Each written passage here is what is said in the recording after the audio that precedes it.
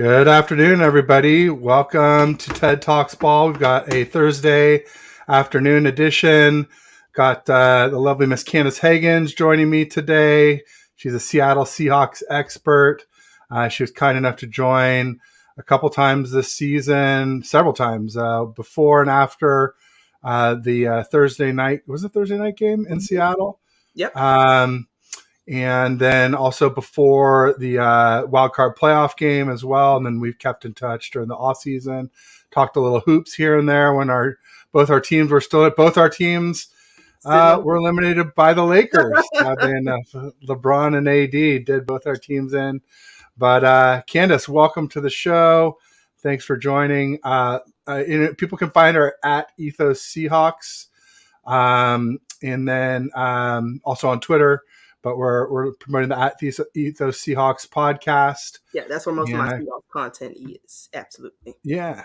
And just let everybody know anything they'd like to know, you'd like them to know about you, anything you got going on coming up, anything like that. Yeah, sure. Well, I appreciate being on as always. Thanks, Ted, for having me on.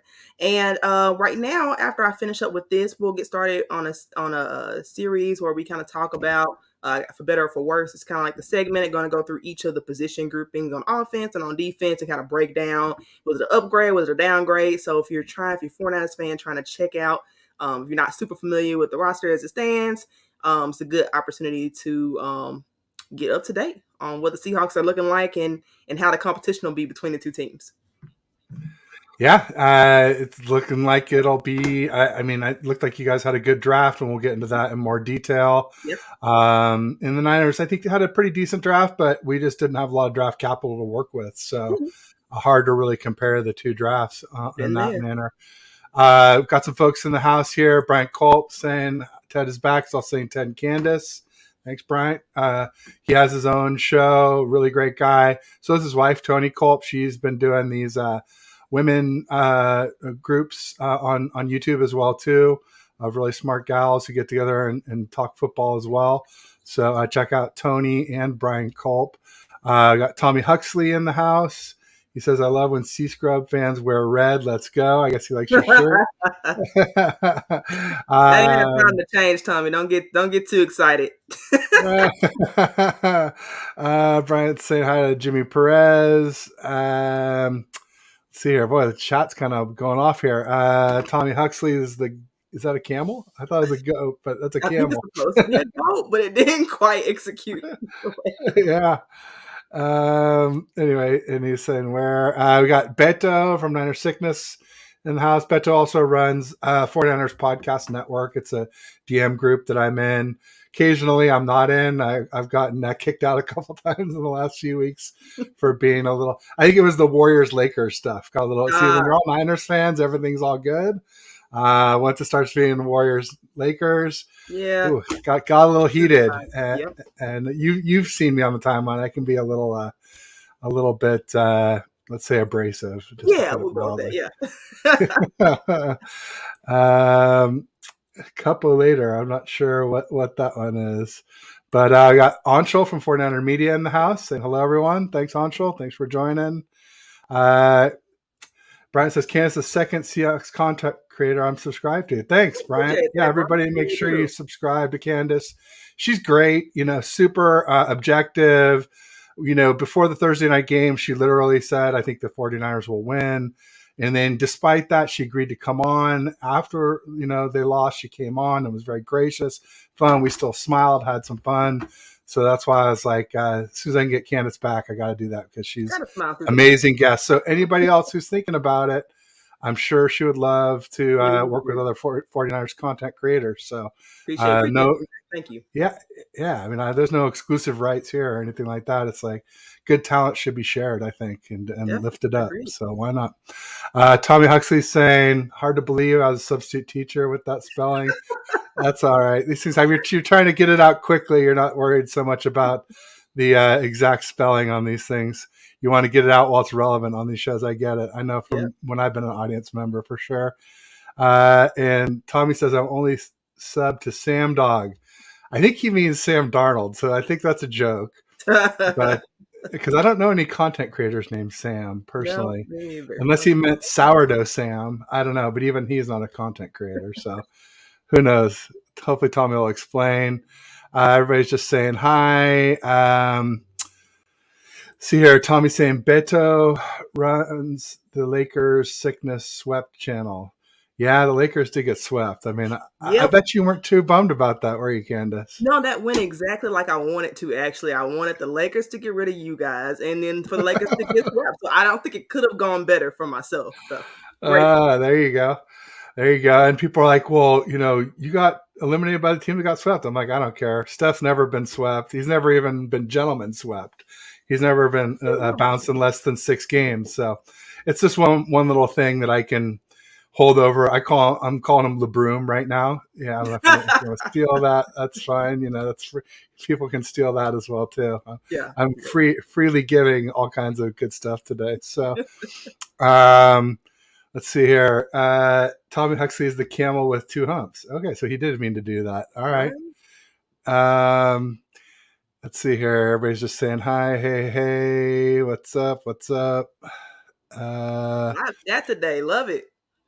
Bryant said I seen you here on Joe Stevens' channel. Oh, Yeah. so you've done a show with Joe I Stevens? have. Yeah, I've done a couple shows with Cool. Joe. Yep. Well, We try to stay oddly connected. enough, Yeah. I'm doing a show with Joe tonight at 6. Are you really? Yeah, we've been trying to get together, and like I do, me, I do mostly Monday through Friday, 8:30 to 5, or on some days even only 8:30 to 4. Mm-hmm. And then every now and then I can get a Thursday show in, and Joe and I have been trying to get together, so we're going to do one today at 6. So Very nice. Exciting. I'll yeah. have to tune in and check you guys out. Oh, thanks. I appreciate it. Yeah, he's a great guy. He's done a lot of shows with Ryan from No Border Sports, so you might check him out too, Candace. He's really cool, and his channel's blown up. He's also, the cool thing about Ryan is he's like figured out some little tips and tricks on how to get more subscribers and views and get traction for your shorts, and he's like sharing that information. It's not like he's like jealously hoarding it or anything. He's just like, hey, let's all get together and talk about it and brainstorm and see how we can help each other. So that's been really cool. Much respect. There you go. And then Tommy says Sam Dog is infamous as Seahawks content creator. Oh, Sam Dog. Yeah, I've never heard of him, but yeah, hey, me either. I gotta be honest. I don't know if infamous is the right word there, but if he's a Seahawks creator, Seahawks unite. Go Hawks. There you go. Tommy Huxley is saying Beto Micarnal. So it sounds kind of dirty. I don't know. I know carnal knowledge. Oh, brown chicken, brown cow. So the broom, love it, Ted. Thanks, Anshul. I'm glad you like it. Yep. All right, let's not antagonize the Lakers too much because a lot of them are Niners fans. So I want to make everybody mad. See, here goes Beto. He's a Lakers fan. Whether or not you get swept or not, you bounce out of the playoffs, and that's all that matters. That's true. Yeah, I mean, you either advance or you don't. Yeah. But the sweep makes it a little more sweet for those rooting against the Lakers for sure. I got Mitch Kofsky in the house saying, hey, what's up? So Mitch runs the Hardcore Sports Network. It's a network of content creators. I'm a member of a few, I should say, but Hardcore Sports is one of them. Other one is Let's Talk Sports, which is Dan, who's the Jets fan. And he was one, I think I told you, who said he thought that I'm blanking on his name now all of a sudden. Tariq Woolen had a better rookie season than Sauce Gardner.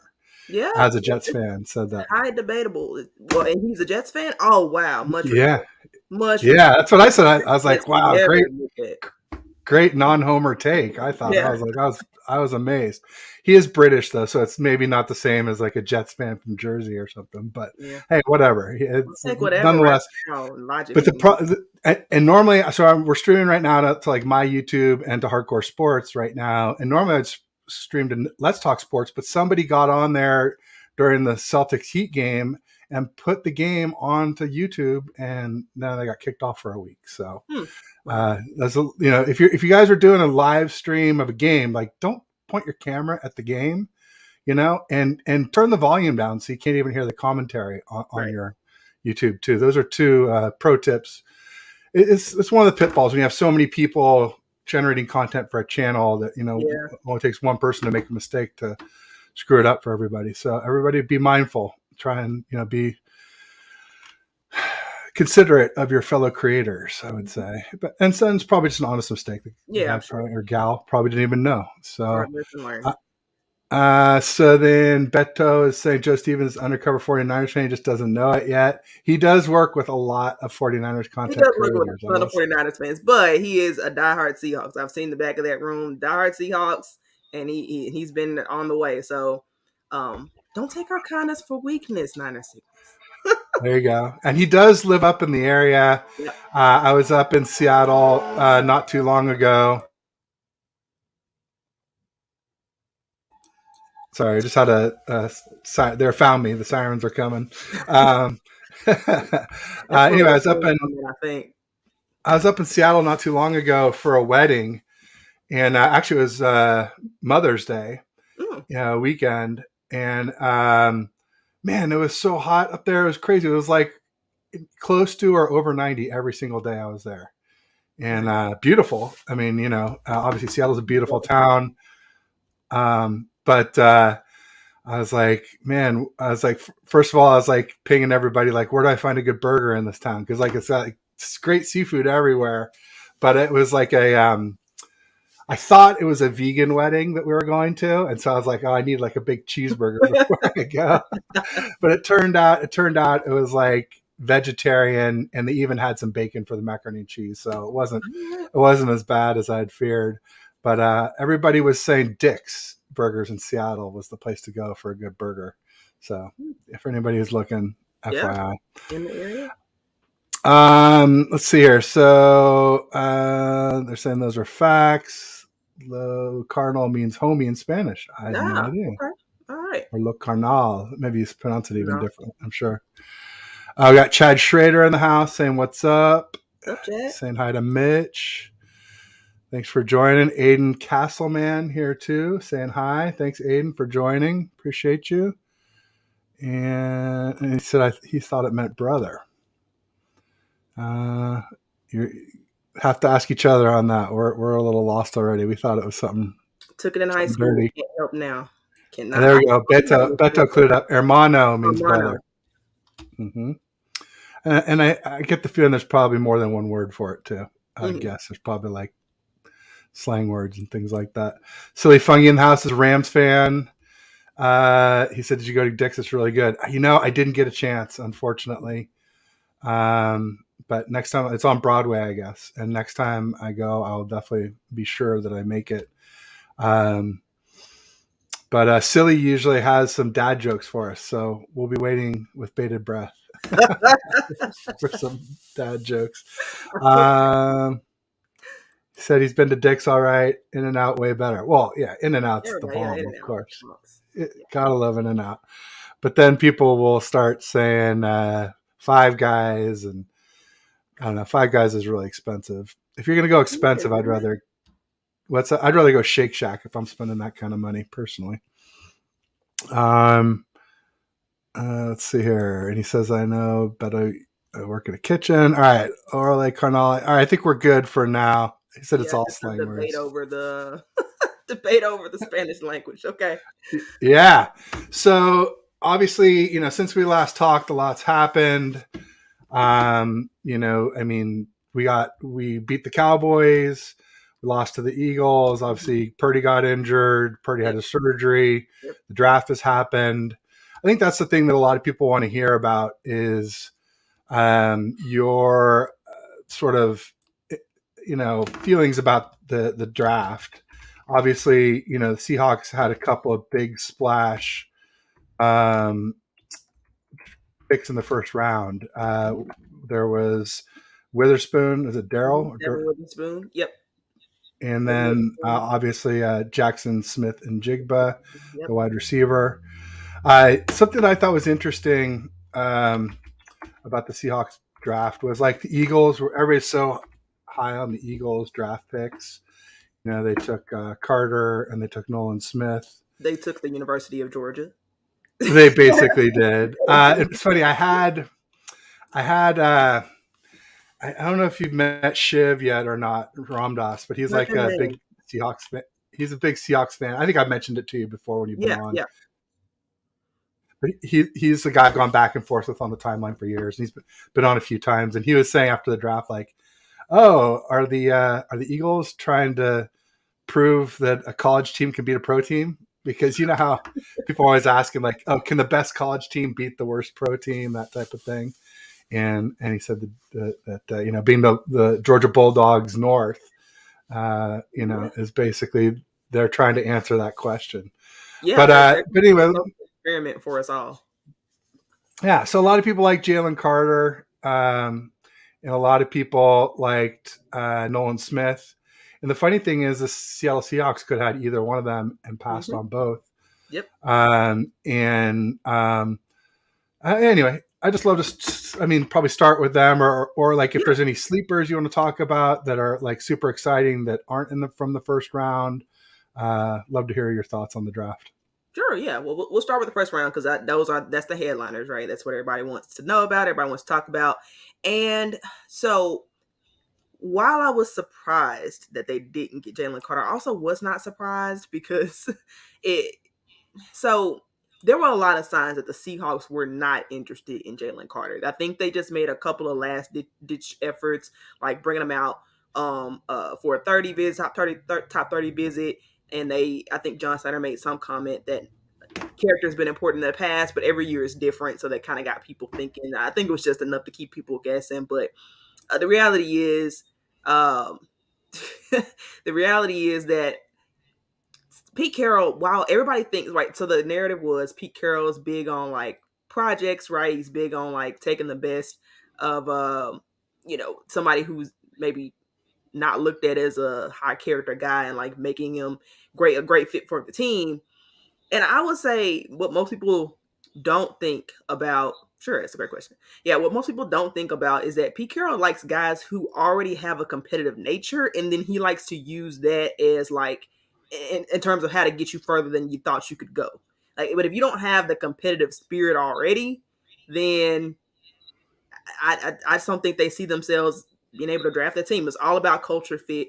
I think they like the kid, but they just don't feel like I don't even think it's legal. I don't think it's his legal troubles. I think they don't feel he has the work ethic to be how they deem a Seahawk. So, Well, I've said since the draft that I could see Jalen Carter ending up like another JC who had questionable work ethic and questionable motor, and that was Jadeveon Clowney. mm-hmm. And granted, he has also had injury issues, but I could see them underwhelmed. I could see why you might want somebody like a Witherspoon, especially if you're trying to rebuild the LOB again.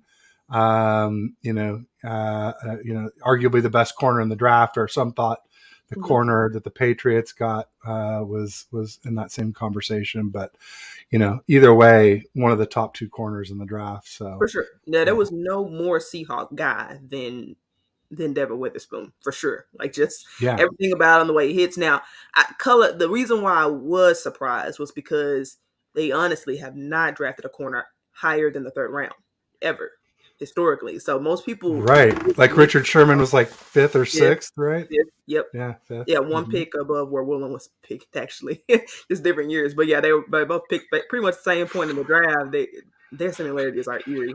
But anyway, yeah, that's what surprised me because they've always been really good at seeking out DB talent. Pete Carroll's good enough to take a guy at the end of the round and make them you know, potentially, I mean, really talented. Now, obviously, they've had bust with that as well. I had to watch the likes of Trey Flowers on my field for years, unfortunately, and he was the example of the bust. Uh, but yeah, I guess they decided to go for it, and like you said, go for that shutdown corner.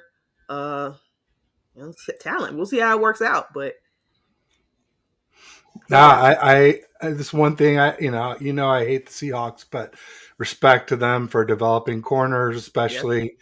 Great example is DJ Reed. It kind of mm-hmm. struggled, was always kind of here, and you guys picked him up when we cut him. We're going to try and put him onto the IR or practice squad or something. Mm-hmm. Whatever we are trying to do, we should never have exposed him. And Pete snapped him up, coached him up, and then got him a big raise to go. Is he at the Jets now? Is that where he is? Yeah, alongside Sauce. That one still hurts. I hated to yeah, lose he's him. he's awfully good, no doubt Yeah. about it. And then I guess another one that you guys coached up was the one who went to the Jaguars, right? Oh, Shaquille. Like, Yep, Shaquille Griffin. He was a yep, third. Shaq Griffin. Mm-hmm. Yep. And his twin brother, even Yep. got him playing some. Pretty amazing. Let's get to some of the questions real quick. Somebody was asking about your thoughts on Geno Smith. Yeah. All right. So my thoughts on Geno, I think you'll see some of the good things that Geno can bring, and I think you will see some of the bad. It wouldn't surprise me if you saw a few more turnovers, but it also wouldn't surprise me if you saw more touchdowns and yards. I think having JSN is going to help him out tremendously in terms of moving the chains, right? The third down offense and just converting. I think that'll increase his yards. I think it'll probably even be able to increase the touchdowns, but I worry about the turnover proneness a little bit. That I'd say that's my biggest concern with him. Can he bring those down? Now, a lot of people do, I think, mischaracterize why he had so many turnovers in the second half of the season. Most people assume it's just being turning back into the pumpkin. I'm really not sure it was as much as that. As like a lot of those times where he had those turnovers, the offense was completely one dimensional. I mean, we're playing like practice squad dudes on a running back from the running back room. Like it was obvious there was going to be passing, and it was obvious that they didn't have a ton of pass weapons because, well, people don't know is DK got hurt, Tyler got hurt, so they played through some of those injuries, but like, and then there was no one else. The drop off between DK, Tyler, and then essentially practice squad guys, and it showed. Marquise Goodwin was able to really be a consistent guy for a time being, but he, like Tyler, like DK, got injured. So that's why the JSN pick was so critical. I think for the Seahawks, people didn't see it as a need, but it seriously was. And I think the best thing they could do to get the best out of Geno was help counter some of those issues he had by getting another wide receiver, a third, finally a legit third wide receiver, and B, another running back, which people hated that pick, but it was needed. I mean, they only had two running backs on the roster at the time of the draft, and I saw last year them have 5 active running backs on the roster and still end up out of running back. So you kind of needed a 1A, so to speak, to Kenneth Walker the third. Charbonnet is nice. Yeah. I mean, there are a lot of people who wanted him here in Niner land. I would add one more. If you're a hater, you'd call them excuses, or from your perspective, you probably call them facts. But both of you guys' rookie tackles faded a little bit down the stretch too. Like many rookie players do. We saw it with our rookie pass rusher Drake Jackson. We're expecting big things out of him this year. I'm imagining that. Is it Abraham and Abraham I'm Lucas like, and Charles Cross. Yep. yeah, But I imagine they'll probably have more of their man bodies this year. I gotta be honest, I don't really attribute the offensive line breakdowns to them. It was that interior. I mean, if I go back Ah, and watch that wild card game, which I did, it was constantly pressure on the interior because Austin Blythe was literally the worst center in the NFL last year. Like, that's not kidding. He was literally worst on PFF. I think like maybe second worst, but like, yeah, it was really bad. And then Gabe Jackson was so old he couldn't even stay and play more than half the snaps because he would have to rotate out with the younger guy and Phil Haynes, which messes up the continuity. And even when he was in Gabe Jackson, that is, he wasn't good. He wasn't good. I mean, especially against you guys, he got. I don't even know if I've seen a lineman get that dominated as much as he did. So yes, the tackles did hit a bit of a rookie wall, but I don't attribute that really to why you saw Geno making quicker decisions. Go back and watch that tape, and you'll see where the pressure's coming. there you go. There you go. It's good to know. And while we're talking about interior offensive line, that's probably a good segue to you guys' 5th-round pick, Olusegun Oluwatimi, something I like figured that. out Out of center, out of Michigan. I'm Yeah, proud of myself for getting it. I screwed it up on live podcast several times, but Olusegun Ola. Dang it, I had it. I knew there was a gun at the end. Oluwatimi. Olu, yeah, that makes it easier. Olu is the way to go.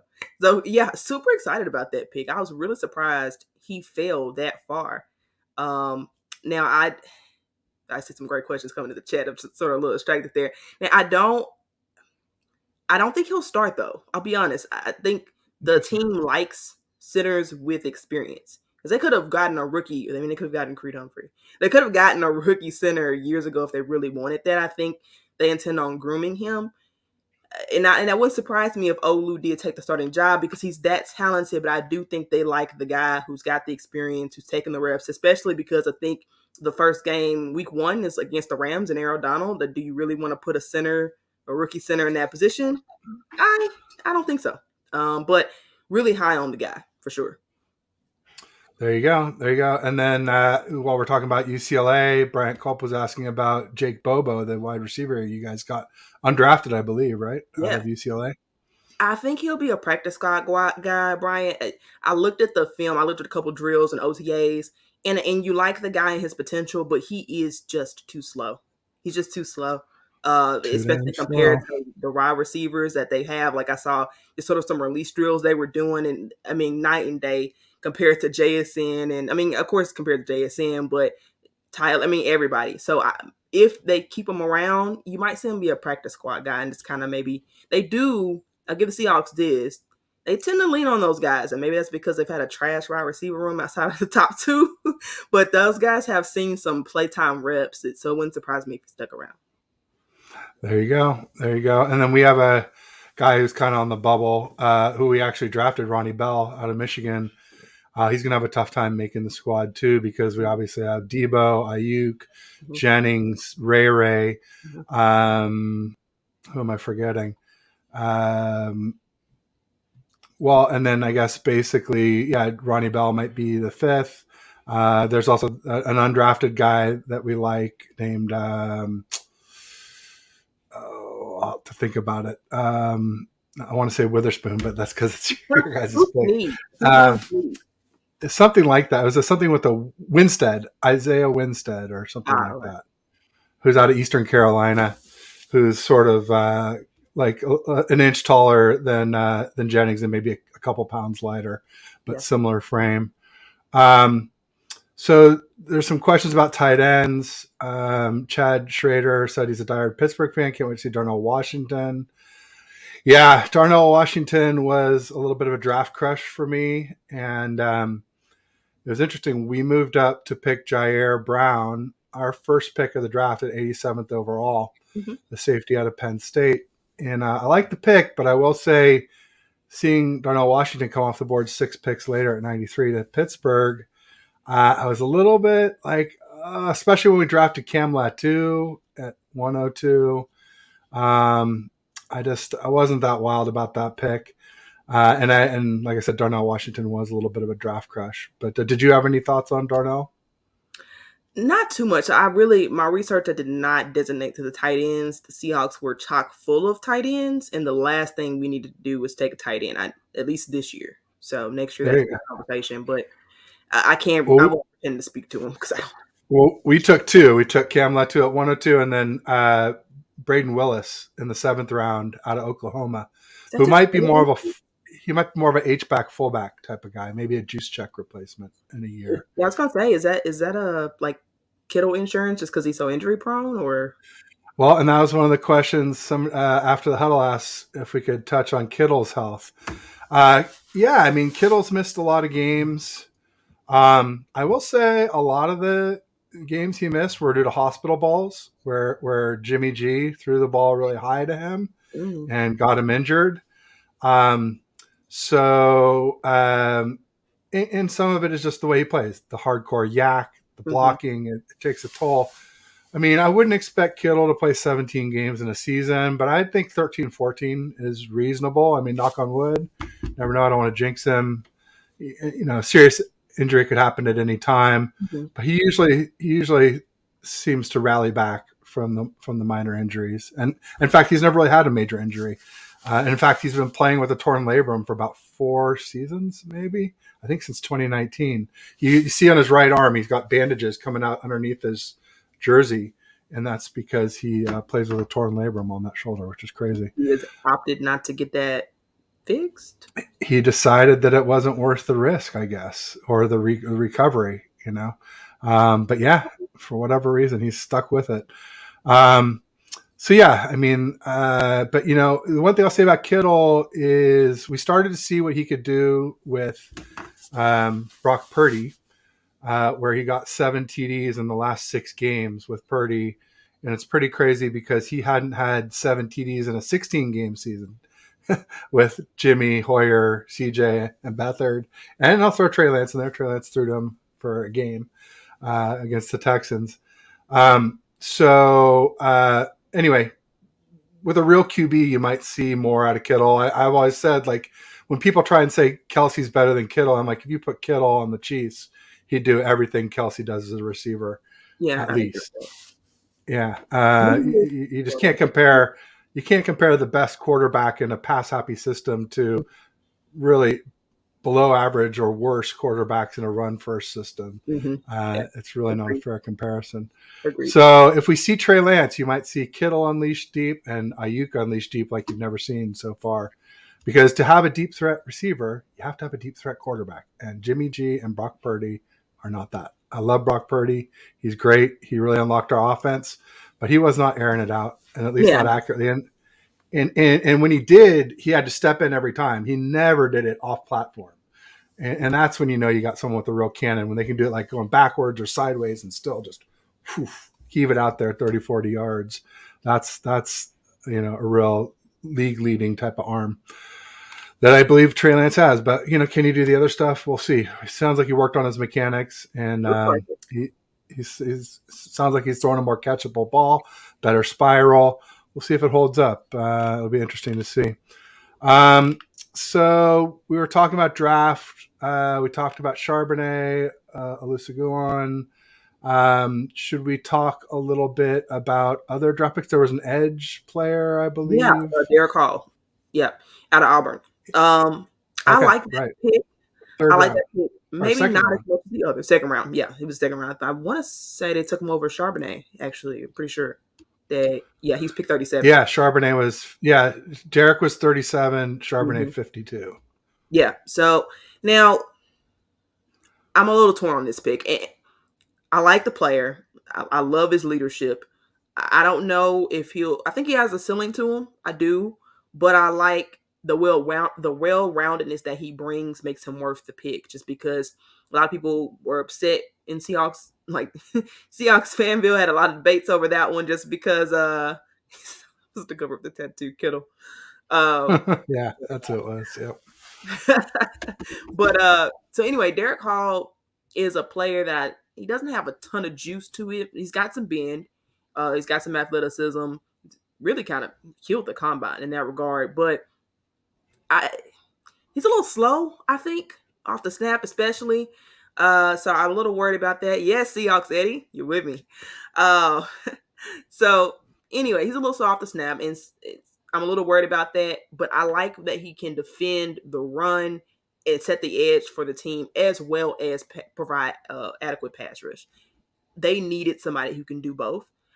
I like Boye Mafe, who's coming out of second year. What he did for the Seahawks was amazing run defense and lackluster, to say the least, pass rush. So get another guy with some upside who can set the edge, because as great as I mean, they were seventh in sacks. Sacks in terms of accumulation wasn't the problem, but consistent pressure was a problem. It was either a boom or bust. And so, and with Darrell Taylor, I think he's the best pass rusher on the team in terms of bend and ability to get to the quarterback. But A, he has a problem finishing, and B, he cannot defend the run to save his life. You guys were running right at him whenever he was on the field. He was a huge liability to the point that I just don't think you can project him as a starter. He's really a situational guy for that reason. So I would. There are other guys I kind of liked more than Derek Hall, probably, to be honest. But I understand the pick and I appreciate the pick. Um, so we'll see. There you go. Somebody after the huddle said Seahawks Niners matchups must have been hell for y'all. I know that playoff game hurt last year. Not really. Not really. I mean, we weren't supposed to be in the playoffs, right? Everybody had us pegged winning 5 games. So I when we did. got into a playoff game with house money, nah. I mean, to be honest, I was proud that they kept up so well in the first half. Now, would I like to have not gotten annihilated in the second half? Yes, I would have much preferred that. But you can't say that. I mean, to me, uh, Gino looked better than Dak. Just put it out there in terms of at least the first half. Like it against the best defense y'all had. You take that from Gino and hope he gets better from there. There you go, especially with another weapon. Those O linemen getting a little bit older, maybe a new center. Yeah, there's a lot to like. Now, here's one thing when we're talking about matchups, though, and what I noticed about the draft was, we're a run first team. What did you guys do to get better against the run? I mean, I know you got Bobby Wagner back, but how much gas is left in that tank, right? I think more than people. He was best linebacker in the league with Rams. So if his Rams tape is any indication, pretty darn a lot.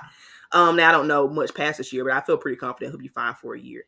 But I really don't have any. I don't have the same angst. If you ask any other Seahawks fans, they have a ton of angst about the run game because we didn't get any big fat guys in the middle. And I got to be honest, I looked on the rosters of the teams who were like top five in run defense. You guys, Tennessee Titans, the Baltimore Ravens. I don't have a ton of 300-pound guys. You guys don't have a ton of 300-pound guys.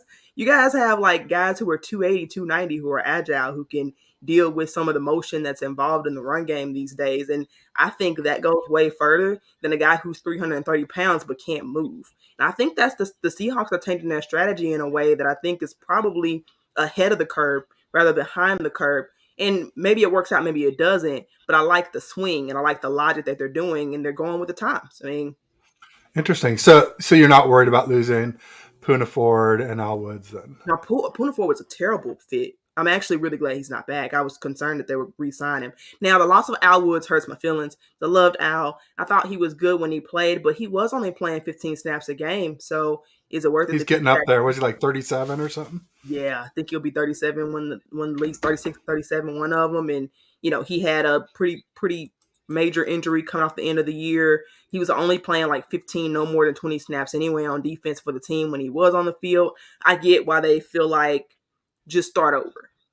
Puna Ford really was a liability in the run game in every way because while he was good in the 4-3, the 3-4 scheme just doesn't work for him. That's fine. Still a good player, but he'll be better somewhere else. There you go. Brian Culpison hit the like button. He's also saying Candace is awesome. Thanks, Brian. Appreciate it. Thank you. Yeah. Like I say, great guests make great shows. That's always what I say. After the huddle, as a Pats fan, he says Gino played better than Mac Jones. Yes. Yeah. I agree.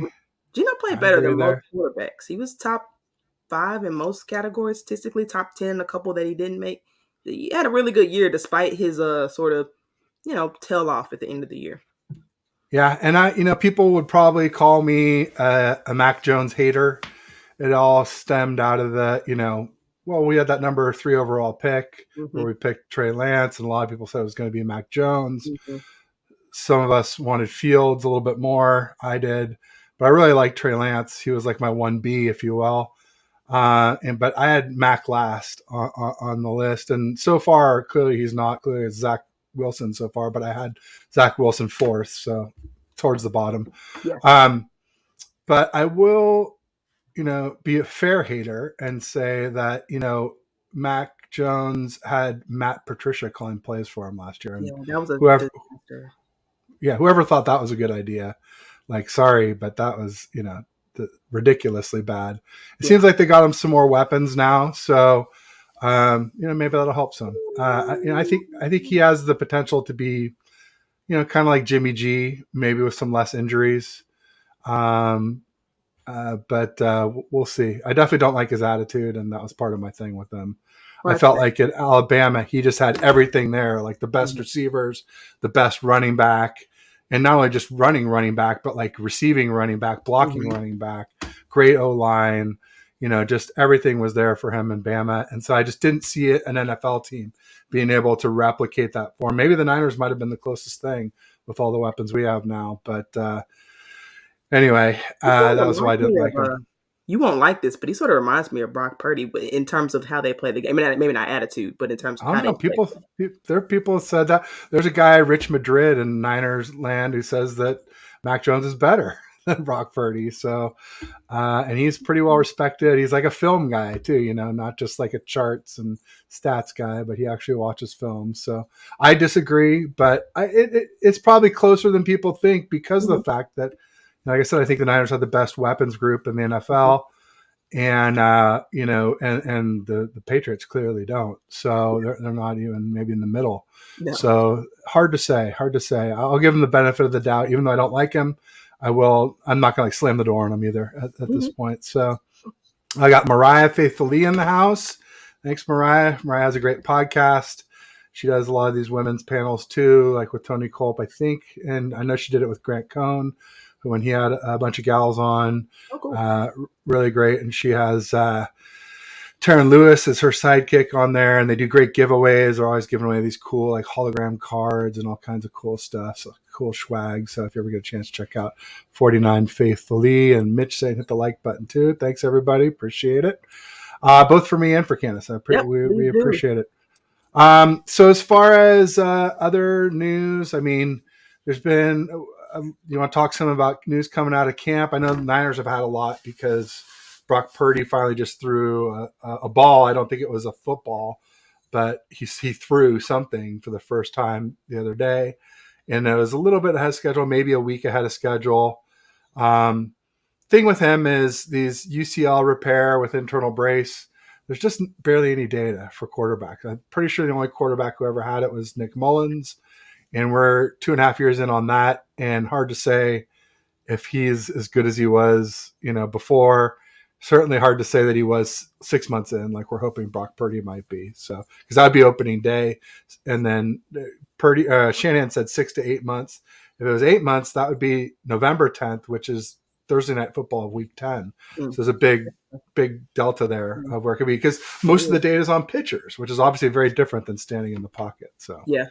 Well, before we get too far into the news, I did want to, because we mentioned receiving back, so I really wanted to talk about Kenneth McIntosh out of Georgia. So really excited about that. Absolutely. Pick. Yeah, sure. Super excited about that guy. I think it's going to be hard for him to sort of carve his role, but I anticipate, just given the Seahawks' luck with running backs and injuries since Marshawn left, that he'll get a chance to play. And I think that'll be a huge weapon. I mean, that guy is electric. With the ball in his hands, his ability to receive and really run legit routes. And so I think pretty much everybody in the running back room now has the ability to both, run and catch, which is something that Seahawks really hadn't had. They've sort of had these specialty running backs where like you're good at one thing and that's pretty much it. So anyway, I wanted to shout out that guy and Mike Morris too. Really excited about Mike Morris, who'll be playing on the inside for him. He'll be playing 3-tech this year. And he was initially, Michigan used him out more on the edge, but I think they've had him gain weight, and so I think he's up to like 295 now or something like that. And so he'll flash. I don't expect him to have a significant role, but I think he'll be a meaningful contributor who can grow into more, given just his athleticism is off the charts for a D lineman. Yeah, and since we brought up Georgia again, if that guy was a good receiving running back, he probably helped Stetson Bennett, and there have been some comparisons with Stetson Bennett and Purdy as well too.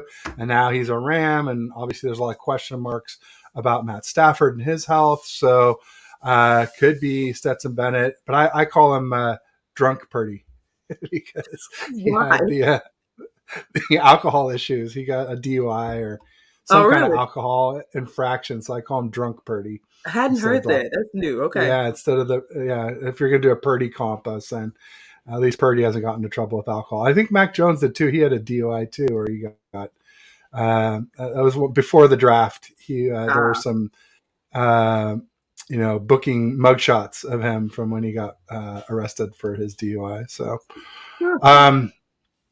so all those guys other than Purdy have had issues with that. So, and knock on wood, you never know. It could happen to anybody, anytime. Well, anyone who drinks and drive anytime. But you just never know what'll pop up on your team. That's the thing. So as far as camp goes, there was some, from our camp, the big news is, Sam Darnold, we were told that he was going to split reps, and he didn't for a while. And then like there was a report that came out said, oh, Trey Lance has had all the first team reps. And I said something like, where are the Purdy truthers, or the Darnold truthers? Because there's some people saying that Darnold would start over Lance if Purdy wasn't healthy, including Darnold's trainer. Ian Rappaport said it, for a big national person. So there was some traction on that.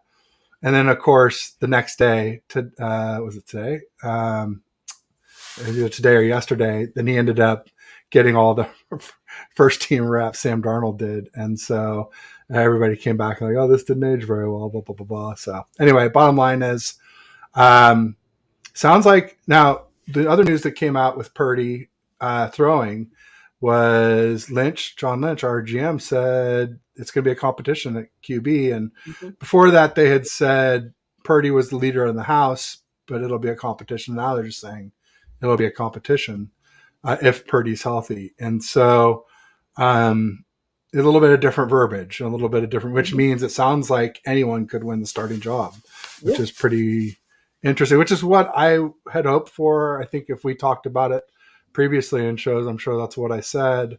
But my thought always was it would take a lot to unseat Purdy after winning 6 straight games in the regular season and 2 playoff games and basically not losing other than being injured. It's tough to overcome for anybody, but I wouldn't say impossible, especially Trey Lance, who we invested all this money in, or draft capital in, I should say, and some money, but mostly draft capital. But, the thing is just he's got the higher ceiling. He's 6'4", he's got the cannon of an arm. So to me, it just seems more likely that Lance can learn to do what Purdy does than that Purdy can learn to grow and, have a cannon of an arm. So, but we shall see. I'm sort of in the middle on Trey Lance and my assessment of it. I'm really not that high on him, but I also recognize that he's the more talented of all the quarterbacks for sure. He's definitely got the highest ceiling. I wonder how much of him losing all that time is sometimes when your development gets stunted, it's really hard to overcome that. Is he at that point or not is yet to be seen. Or did it permanently damage his confidence? Right. Or does Shanahan do that by doing what he does and never saying, "Hey, you're the guy. We're going to ride with you till the wheels fall off"? Because it's funny, they were just talking about it in camp how the O-line coach was saying that about McKivitz at right tackle, and they said that about Brendel, the center, and they're saying it now about Burford at right guard, and like they're doing what we should do for anyone playing. But yet Kyle doesn't do it for the most important position, the QB position. So yeah, that's true. It's a good point. So we'll see, but I'm definitely not down on him. There are some people who just are flat out down on him. I'm not out on him, but I also realize that he's fighting an uphill battle to say the least. And so, but seeing his mechanics and what I saw in OTAs did look much improved. So I'm sure the reason for the change in verbiage, if I had to guess as an outsider, is just that Trey Lance has sort of pushed that gap a little bit closer than it was before. And so, given, like you said, the capital they invested in him and the higher salary, they want him to work out. They want him to be the guy. That's the best case scenario at this point for the Niners. So we'll see, to be determined. I mean, really what I've been saying on the timeline is like, we got to see what we got in this kid. Like you said, he's got the heart saying, will he hit it? Nobody knows, right? Can he stay healthy? Because he's had obviously his share of health issues too. But ultimately, like, my doomsday scenario is we let him go. He hits his ceiling on another team. And like Kyle will never live that down. And us Niner fans, because Kyle probably wouldn't be here much longer after that too, is the other thing, right? But us Niner fans would have to deal with that, hear about it forever. I mean, we would never hear the end of it. So, and the other doomsday scenarios I have, Candace, are Darnold beats out Lance in camp. Oh yeah, that's a pretty bad one. And then another one is Zane Gonzalez beats out Jake Moody, our 3rd round draft pick, in camp. Yeah, that was how'd you feel about that? That pick there. Yeah, I mean, 3rd round kicker is a little bit annoying. Especially, like I said, there are players I liked right around there. Darnell Washington was right around there. Ultimately, the pick happened, and then in the third round comp, or yeah, it was third round comp pick, number 99 overall. And you know, slept on it. People were talking. And the next day it started to bug me a little bit. And I was like, didn't we trade for Zane Gonzalez so we wouldn't have to reach on a kicker and we wouldn't have to like overpay Robbie Gold? And then like within minutes, the Patriots picked Chad Ryland at 112. And I'm like, okay, the second best kicker went 13 picks later. Then I don't feel so bad about it. But the other flip side of that, Candace, is always two wrongs don't make a right, right? Yeah. So if the Patriots were wrong and we're still wrong, but you know, if you need a kicker, then you get a kicker. They score more points than anybody on the team. I had Brian Peacock on, who's from Locked On 49ers, pretty big guy, content creator in our community. And he was saying kickers are like reverse running backs. Because, you know, you think about running backs and they have the short shelf life. They come out, they're a ball of fire. By the time they're up for their contract, they've usually fizzled out or gotten injured or something. Whereas kickers, you think of all the best kickers in history, like they're all like in their mid to late 30s, right? Almost none of them are like straight out of school, kicking fire, if you will. Or some that do were undrafted anyway, like Justin Tucker for the Ravens. So, you know, I guess we'll see what happens. I mean, if he loses out, like I said, that's my doomsday scenario. If he loses out to Zane Gonzalez, Niners Twitter will have a complete meltdown. I think they want that on principle. I mean, Peacock was saying he thought even if Zane Gonzalez beat him out, that we'd maybe carry two kickers and let him develop, which is tough to do, especially when you want to carry three QBs. And, you know, we got lots of wide receivers and running backs. We always like to carry extra D line. I mean, you know, they're just anywhere you put one extra, you're taking one away somewhere else on a 53-man roster. So, I mean, so basically, I guess we'll see. I don't hate it, but I mean, I don't love it either. I'll just say that. I hate it for you. Thanks, Candace. You're very kind. I gotta be honest. So you love it. So you love it. I do. I was gonna say, personally, it made my day, but like for you on your show, I hate it for you, and I'm thrilled. There you go. Fair enough. I mean, that's the way it should be. It's good banter, and all I want is honest opinions, and so nothing wrong with that. I mean, I think that's the last thing I want is to have an echo chamber here and just be like, oh, you're great. No, you're great. Turn the channel. Yeah. But no, Beta says Moody isn't losing to Gonzalez. LOL. Not so far. Sure not. Though I'm not going to say a kicker is going to concern me either way or the other. Anyway, I don't see how we're doing on time here, but I did want to talk before we wrapped up and see. Yeah, we're like 10 minutes to the hour, so we're still got a few. So I wanted to ask you sort of where you stood on it, because in my mind, I think that there's a lot closer of a gap. I still give the Niners the edge right now, pending our defensive line performance. But I really do think that people hate kickers, so they kick. Yeah, I guess you're right. We'll go with that. It's not going to keep me up at night, though, to say the least. What you guys got going on? Well, somebody said a kick is just like a punt where you don't, where you get a few points with a punt. Pretty much. So anyway, I do think that the gap is closed in terms of the roster compared to what it was last year, especially like that the interior offensive line was probably one of the worst in the NFL. I'm not even sure it was quite NFL caliber, to be honest. And just a huge upgrade. Really, almost anybody would be a huge upgrade from that. And so yeah, just overall roster, the weapons added on offense, where people didn't really think we needed that. I'm excited to see how close the gap is in our matchups. We got Thanksgiving game. Can't remember we talked this long and I talked about us having a Thanksgiving game. But yeah, so produced well like last year. I'd love to hear why you say that, Niner. Hey, Line of Sickness, put back in the chat. Why do you feel like it won't be another productive year? I'm always interested in that conversation. One of my favorite combos to have is the Geno Smith combo.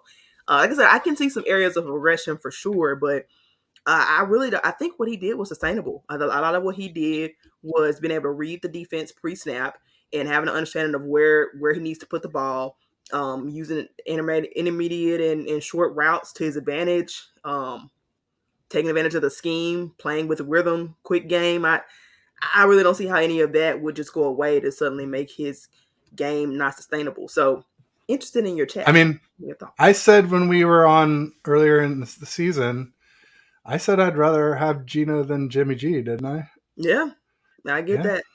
I I get still that. stand by that. I'd rather have Gino than Jimmy G. Yeah, because Still, can throw a deep ball. I mean, he yeah. really can. They kind of surprised. I didn't expect that part. I didn't expect him to be able to have a deep ball. Now he does get a little overconfident, and that's where some of his throws came, trying to throw into some of those tight windows. But again, I think you can counter that.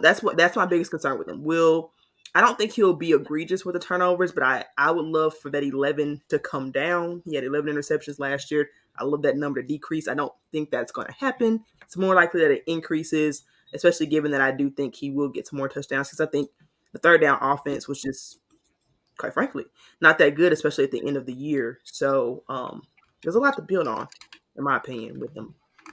But No anyway, doubt, no doubt. So you're asking if I feel like you guys bridge the gap. Well, not completely, but if you gained ground. yeah, And because yes, no offense to yeah, the Rams and the absolutely. Cardinals, but Absolutely. It looks like the Seahawks will be, uh, you know, close to the 49ers. Just like you said, I think the Niners still have a slight edge, but I don't think we'll sweep. I was saying that I thought you guys might win that game in Seattle and on Thanksgiving Day. Some Niner fans I was talking to were like, "Oh, well, we'll lose the one in Levi's and win the one there because we got to get our revenge." I think it was Beto actually who's here, and hey, if that happens, I'd love it if it worked out that way, but I don't think we'll sweep. And in my heart of hearts, I mean, I'll probably be at the one at Levi's, so that's the one I hope we win. but But yeah, I mean, I it would really be hope we great win. to get revenge for the whole Richard Sherman, turkey leg on the 50-yard line. But I just don't think they'll do that again anyway, regardless. Or maybe Yeah, they Richard will. Sherman is one of a kind, so there's that. Yeah. Yeah. I really hated him after that I until he understand. became a Niner. And even then, I still had some misgivings about the whole thing. So yeah, I think the Seahawks are a good team this year.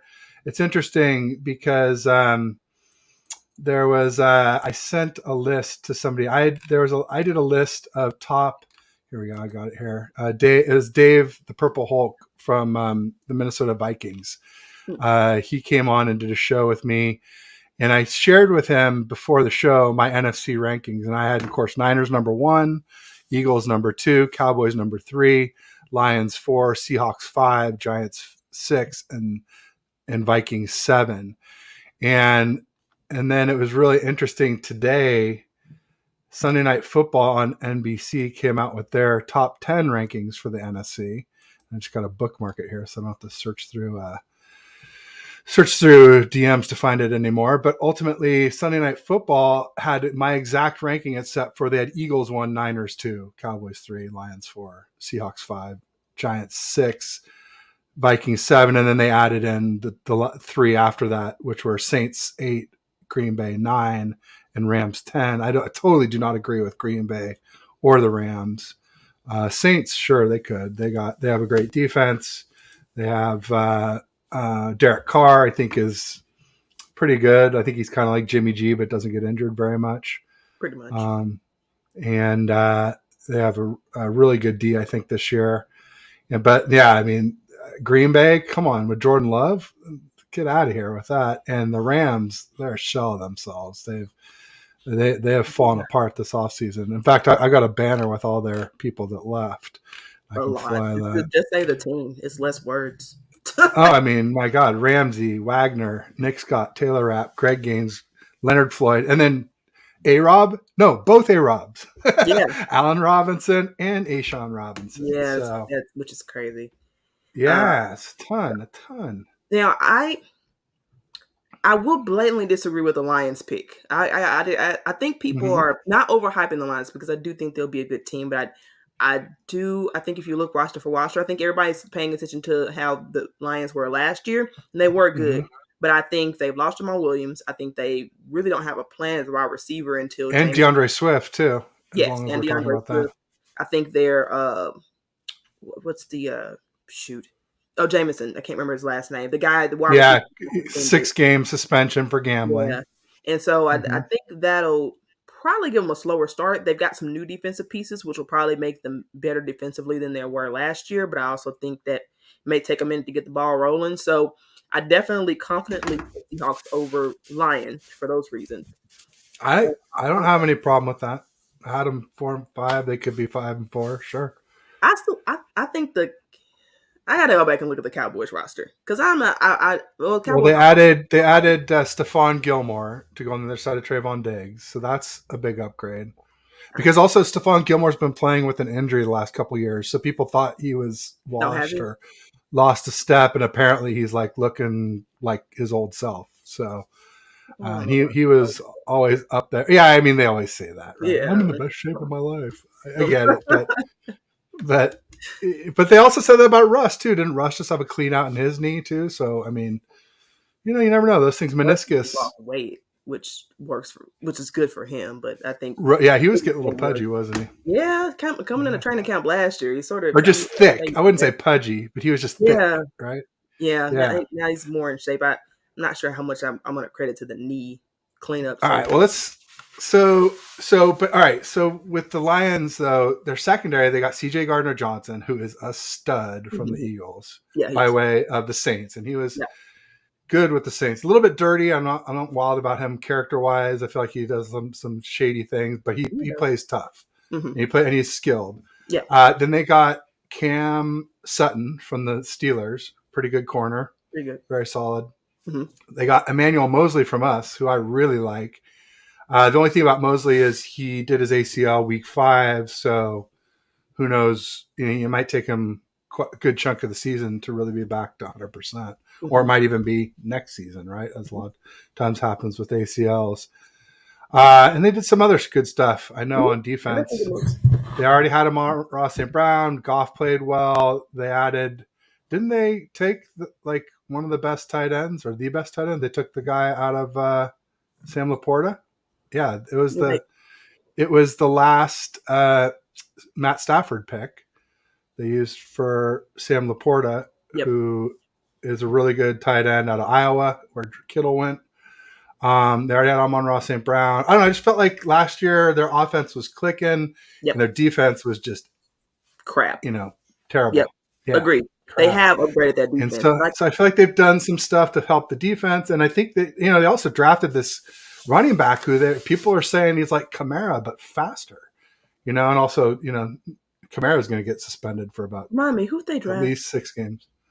The guy out of he's escaping. I'm blanking on the school, but basically Jameer Gibbs. That's right. They because they overdrafted that guy. It's Bama, right? Yeah, he was like Bama by way of some other school. Jameer Gibbs. Yeah. So yeah, they definitely overdrafted him. I want to say they overdrafted their off-ball linebacker, but they got a good off-ball linebacker. That's the other one, So yeah, Jack Hammer. We have a Niners content creator named Jack Hammer. Jack Hammer or Jack Campbell? Oh, Hammer. Sorry, it's Campbell. All right, never mind. Yeah. There was some Jack Hammer. No, never mind. Yeah. Right. Anyway, but bottom line is, I guess we'll see with Detroit. But a lot of people, there's a lot of people that think they're on the come up. I do agree with Jamal Williams. He was like a TD machine last year, right? I mean, TD vulture to the extreme for all the fantasy players still in the house. I think he's down in New Orleans now. So one of the reasons to like New Orleans, and a lot will depend on Michael Thomas, but they already had Olave. So be interesting to see. Oh, got Bash in the house, 49er minded. He said something about LeBron taught the Niners how to sweep the Seahawks. Oh, we did. It was a long time coming. Yeah, enjoy that now. Enjoy it now. That's fine. Yeah, first time since 2011. Yeah. But like I said, I'm not predicting it this season. Our sweep wasn't that long ago, but it's fine. You get it now. You get it this year. Got Bashar from 49er Minded in the house saying, "What up, Ted? Is that better? Great guest, Ted. Thanks, Bash. Candace is the best. 49ers Minded. And then Beto is saying Dan Campbell reminds me so much of Pete Carroll.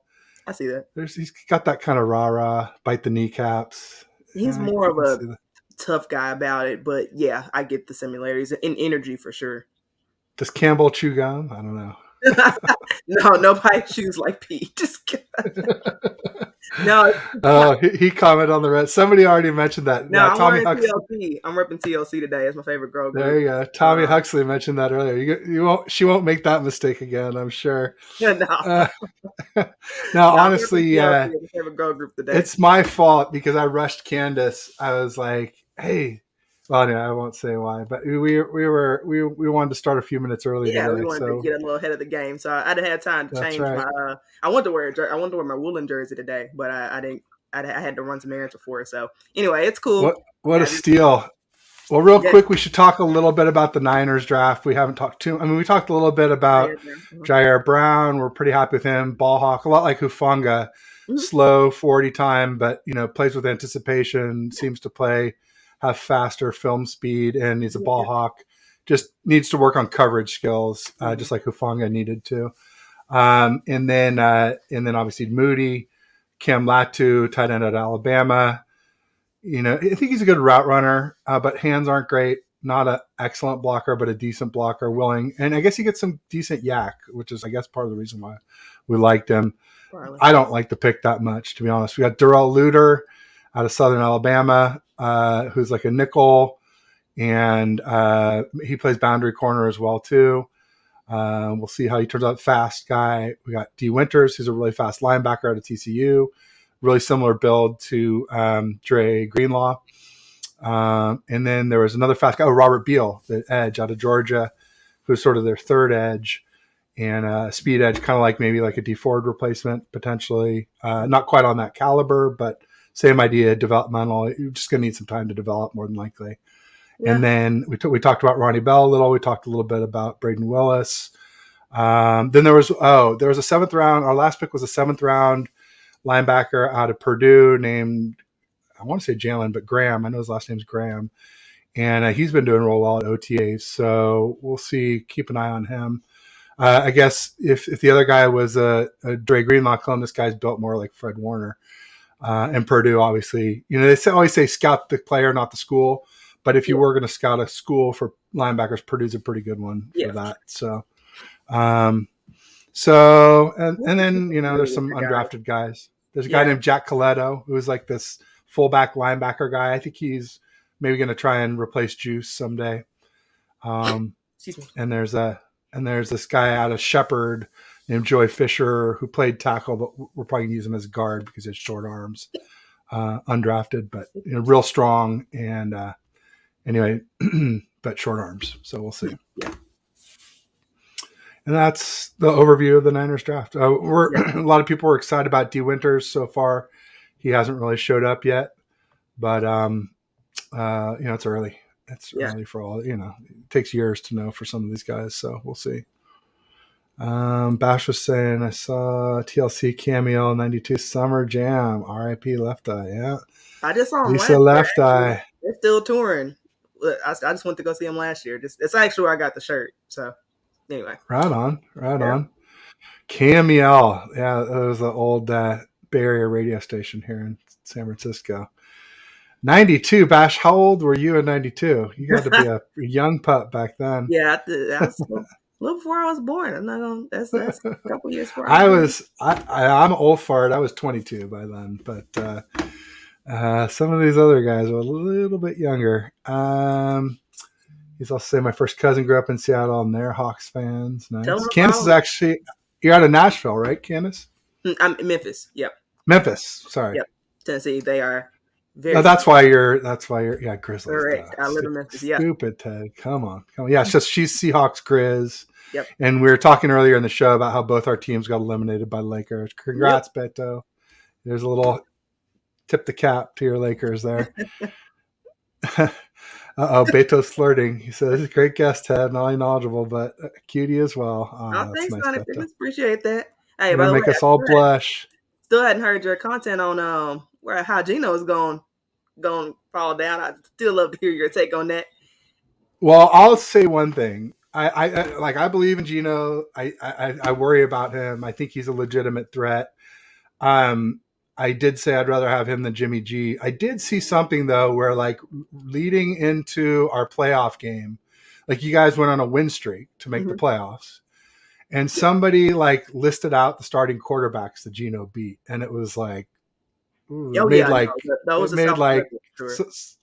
yeah, it was not exactly a murderer's row, and so No, we there's lost something that it. Some haters could definitely use that, or Niners fans. oh, for sure. Well, You really, know. I would say last year was a softer schedule in general. Appreciate that, Brian. Last year, I'll admit, was a soft schedule just because the previous year was so bad. So I mean, we'll see what they look like against a tougher schedule. But I think they've improved the team enough where it won't matter. There you go. So Bash is almost as old as me, so 6 years younger. So you're 46, Bash, or about to be 46, probably. Beto will never let us forget it. Oh, that's true. Beto, we're in this DM group, this 49ers podcast network, and I tell you, most of them are Lakers fans. Lawrence is a Lakers fan. Christian is a Lakers fan. Pete, who I just got in a huge brawl with on the timeline, is a Lakers fan. Beto. I'm trying to think if there's any else. I don't want to forget anybody, but there's a ton. And only about 2 or 3 of us Warriors fans, so we're a little outnumbered there. But that's okay. That's okay. We don't always have to have strength in numbers. We got Portola 45 in the house. Thanks for joining. KML was the station back in the day. Yeah. Yeah, didn't they have the... Oh, no, that was K-Fog. I was like, didn't they have the foghorn? Boom. The KML had the camel. I know that, of course. Interesting. And Beto's saying, I saw so many great artists that day. It was a lot of fun. Yeah, those music festivals we used to have were incredible. I remember I saw one 1987 Day on the Green at Oakland Coliseum. It was the Pretenders and so many great bands, but then the headliner was U2. It was an incredible day. A lot of fun. Never forget it, for sure. Yeah.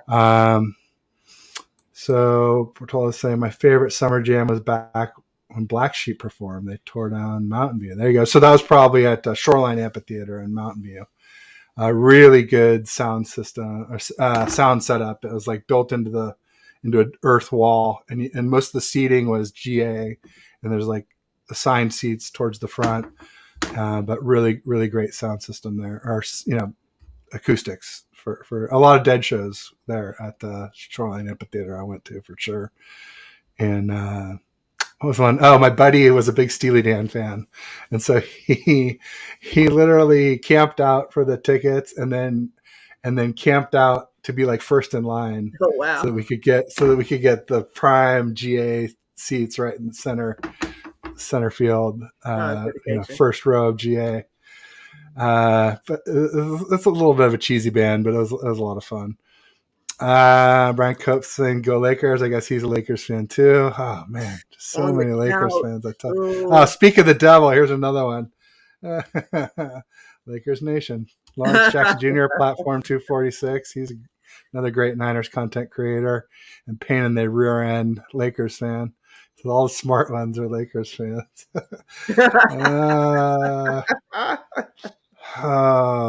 It's looking that way right now, but it's not over. I'd just say, I don't think LeBron's got too much left in the tank. I think Steph's still got a few good years left. We'll see.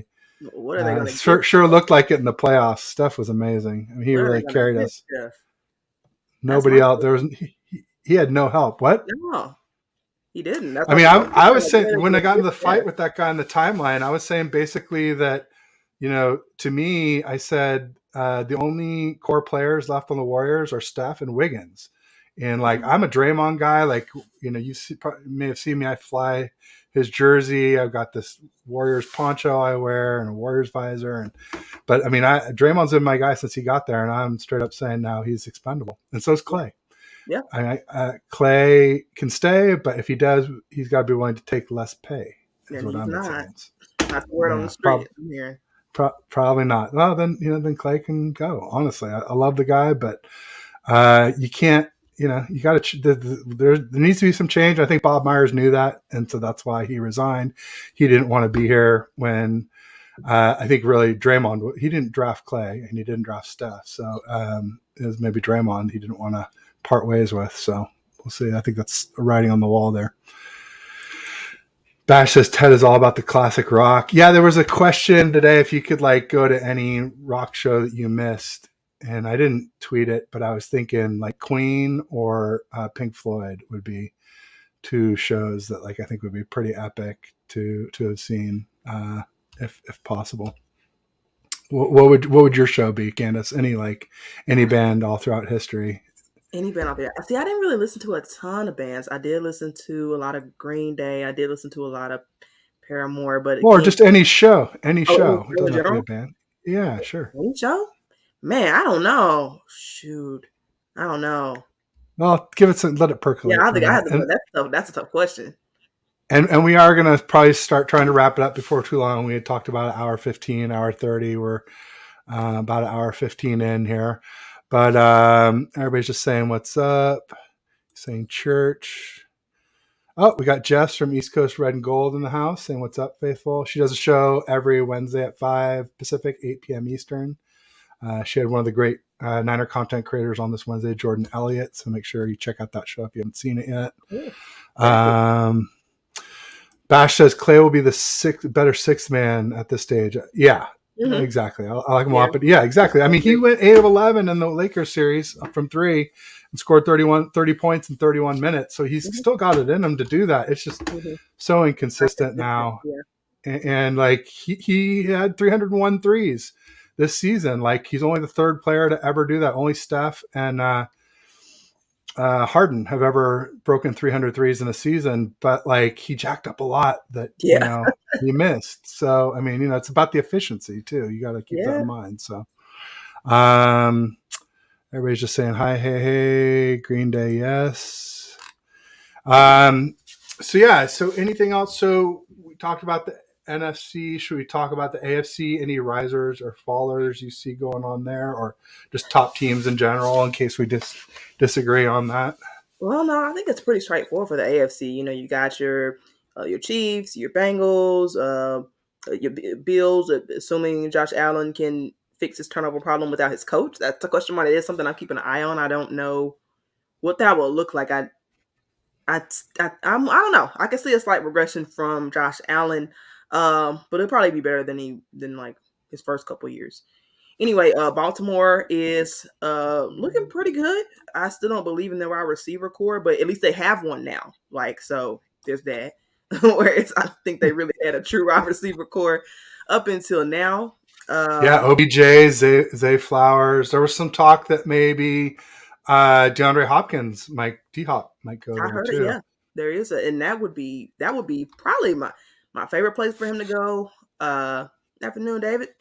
That'd probably be my favorite place for him to go. But I've already prepared myself. He's going to end up on the Chiefs or something stupid like that. That's just going to piss me off. It's fine. I've accepted it. It's fate, Seeing right? Jess, yeah, there you go. Seeing Jess reminded me. Somebody was talking about Kittle getting injured, and Kittle is Jess's favorite player. Is my favorite player too. And I was saying it's a good thing he didn't get injured with that pineapple. And for those who know who've seen this, there's this video, Candace. I don't know if you've seen it, but he's basically wearing nothing but a pineapple in this video. Yeah.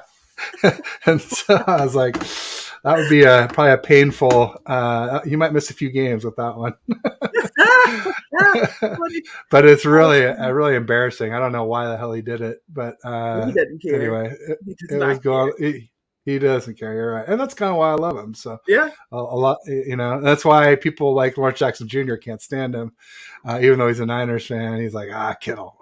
It just rubs I him respect the the guy. He is a psycho, but in the kind of cool, respectable way. So yeah, there you go. Beto says he's a country guy. Respect that. Jess loves some country too. David McNiner saying hi to both of us. Country, occasional light country depends on. I do more pop country, but yeah, some light country as well. Some classics for sure. Beto throwing out biggest concert, Tibetan Freedom Concert, 100,000 people there. Beastie Boys, Tribe Called Quest, Foo Fighters, Biz Markie, Smashing Pumpkins. Wow, that's a big lineup. I definitely saw some big ones at Outside Lands in San Francisco, and then also my wife and I and some friends went to Coachella a couple times. Oh, really? That was cool. Yeah, which is kind of like, we were kind of old for it, but we were still, it was back when we were still partying. We had fun. But we saw the Tupac hologram in the second one, and the year before was like, was it Dre? Or was it Dre both years? I don't know. Anyway, bottom line, some good stuff. Before he went off the deep end, it was Kim Kardashian's husband. Why can't I think of his name? Oh, I don't keep up with the Kardashians. It's the last thing I do. So I No, I know, but he's a big time rapper. I think I know who you're talking about, though. Let's have a toast for the douchebags. Toast for the Oh, yes. asshole. Shoot. Every one of them that I know. Yeah. Just run away as fast as you can. Yeah. Anyway, I shouldn't I know who you're sing. talking about, That's but I bad. can't remember That's his name. bad. I can't believe I have such a block on it. Beto has said he's been to Santana and Mala and Teria. Very nice. Very nice. Here's Lauren Jackson. Never do that crap. He's talking about Kittle, I'm sure. Unless he's talking about concerts, which I doubt. I bet he's been to a concert. Bash said he met Santana after Foot Locker. Interesting. Okay. He said, I love him on the field. I love him on the field. Don't mess with his off the field personality. Oh, Kittle? Yeah. He is something. That's Lawrence Jackson Jr. is like, no. Platform 246. That's his real name. Randy Travis. Kanye. Thank you. Good Lord. I can't believe I couldn't think of that for so long. Oh, for you and I. Okay. That Kardashian. Okay. Yeah. Yeah. Kim. I think that was a song. That's a Kanye song? Yeah. Run away as fast as you. I was totally into that song, and it was the craziest thing because I didn't even know he was going to be there, and I was like singing that song, and we were partying, and they're like, Ted, like he's going to be there tomorrow, right? And I was like, I had no idea. It was a cool serendipity for sure, down in the desert. Hot as balls down there, though. I tell you, you got to drink lots of water. Kanye dog. Oh no, sing it, Ted. No, you know you're in trouble when I start singing.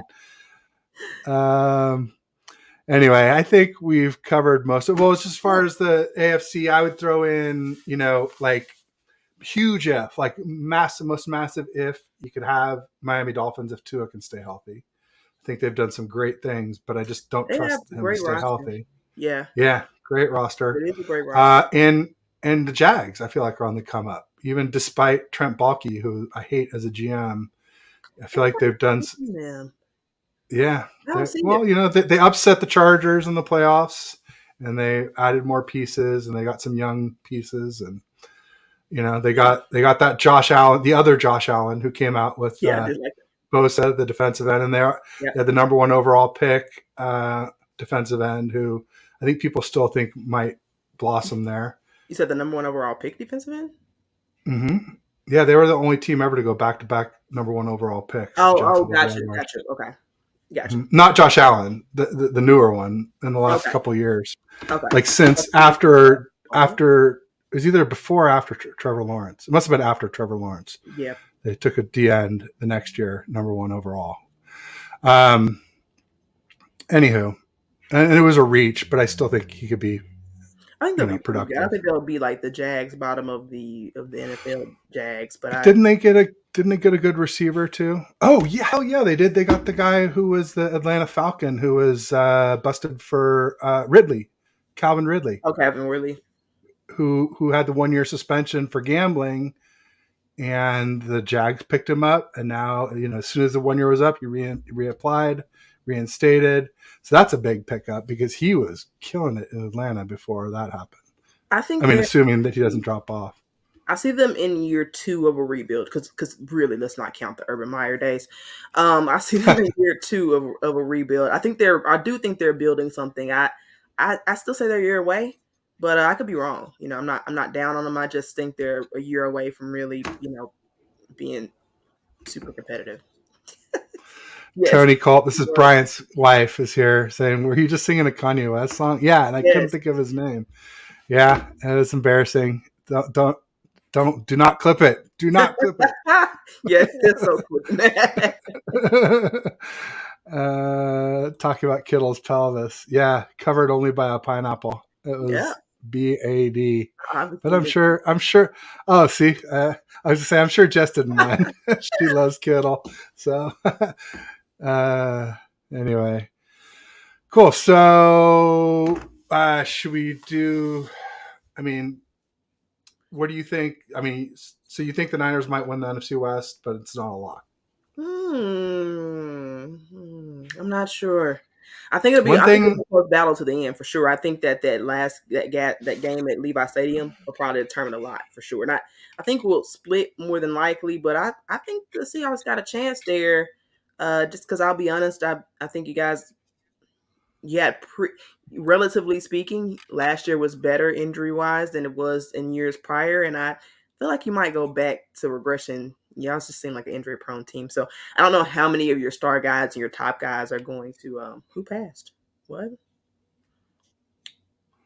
Oh, Gallagher. I guess the guy who used to smash the pumpkin or the No. Okay. watermelons and onto the audience.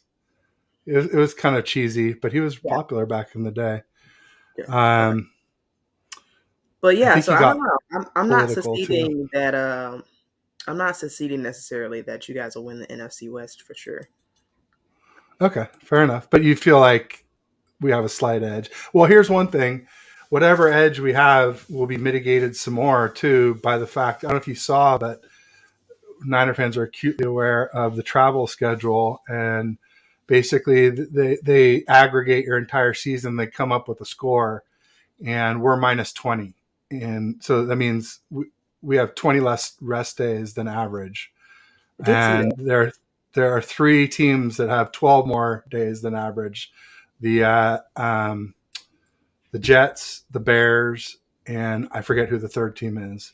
But ultimately, the Seahawks are like -6, but still, that's like we're 2 weeks less rest than the Seahawks in the Mm. season. So, Yeah. um, I think injuries will play, and then I think as while I give you guys a D line edge, clearly I do think our secondary has a clear edge, and so I'm just really interested to see how how the other areas, like I think our offensive line got better. I'm pretty sure y'all's regressed some. I'm curious to see it in my head. It's sort of you need to see the on the field product. You guys have more proven guys, obviously, so that's kind of why I'll give you guys the edge. But if the young guys live up to my talent, live up to like my expectations, we'll see. I think that Seahawks could take the West. We'll see. Wouldn't there you surprise me go. either way. Beto likes some UB40. That's good karaoke music for sure. Red wine, make me feel so fine. I'm not going to do it. More sing I'm along. not. Say it. I love I, it. no, I'm not going to do it. I'm tempted, but I would need to practice it a little bit. Um, so I think it's probably a good Yeah, time to yeah. wrap it up. Wrap it up. Yeah, I think we've had a great show. Candace, thank you for being on.